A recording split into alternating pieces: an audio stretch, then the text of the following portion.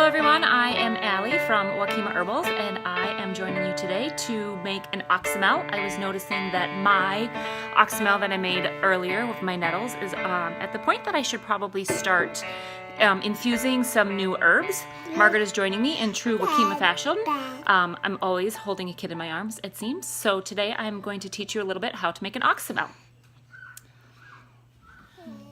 So turning the camera around here a little bit, I am ready to go. I have the herbs that I am choosing to infuse into this Oxymel. An Oxymel is simply a word meaning vinegar and honey. So the herbs will be infused into vinegar and honey. Vinegar is excellent in extracting the mineral and vitamins from herbs that we want, which is what I am going for in my Oxymel.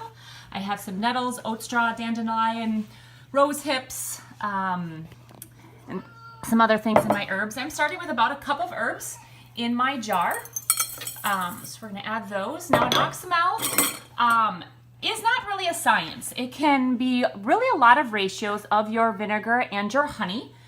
The quality of your ingredients is going to determine the quality of your Oxymel, so make sure you're using an apple cider vinegar that is with the mother, a raw apple cider vinegar. I got this one at Costco. And also a raw local honey. The more local your honey can be to you personally, the better your Oxymel is going to be for you.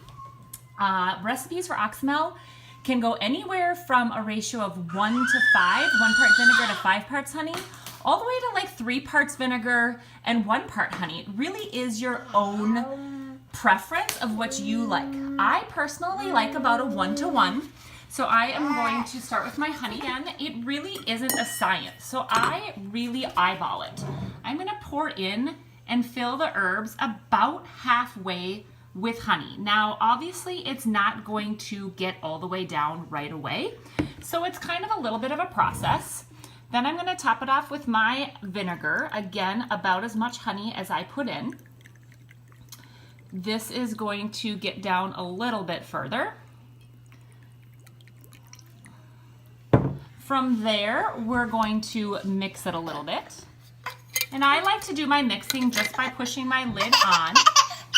I know, Margaret wants to help mix. And giving it a good finger tighten. And mixing.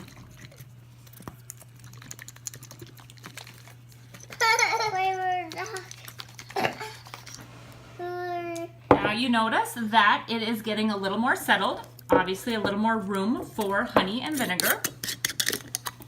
So my personal method is to just dump a little bit more honey in and top it off with about the same amount of apple cider vinegar.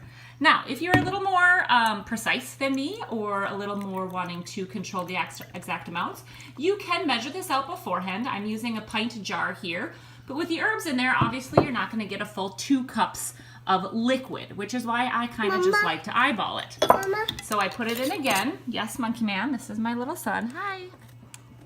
I'm gonna finger tighten that down again. Shake. And we're gonna repeat that process until the herbs settle in and are still covered by 1 to 2 inches of liquid. You wanna shake this jar a couple times a day when you think about it for about 6 weeks. And 6 weeks from now, I can come back and show you how to strain this out and bottle our Oxymel. But for now, this is the simple way of making an Oxymel. One way, there's a million ways, you choose your way. I hope that you can get some herbs going for yourself and join the herbal nourishment. Thanks so much for joining me, and I'll see you next time. Thanks.